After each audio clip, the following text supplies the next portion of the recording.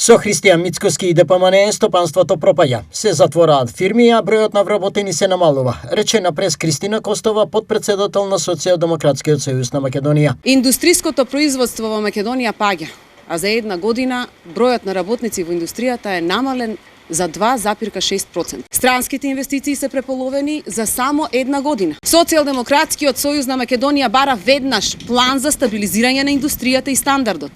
Итни мерки за предвидливи енергетски договори за индустријата, за јакната контрола на цените во основната кошница, реален социјален диалог за плати, што ќе ја победат инфлацијата. Изборната кампања тече нерегуларно, бидејќи Иван Јорданов ги крши изборните правила.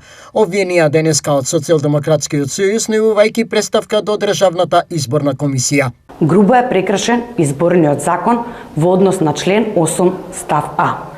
Овој член од законот предвидува дека строго се забранува користење на јавните ресурси за политички цели, што вклучува и службени автобуси, понатаму простории и средства на државата и јавните предпријатија. На дел од автобусите на јавното предпријатие Стипион 2011, чиј што основач е општина Штип, 18 фотографии од кандидатот за градоначелник од ВМРО ДПМН и коалицијата, како и самиот реден број под кој што ќе настапува и амблемот и слоганот на коалицијата.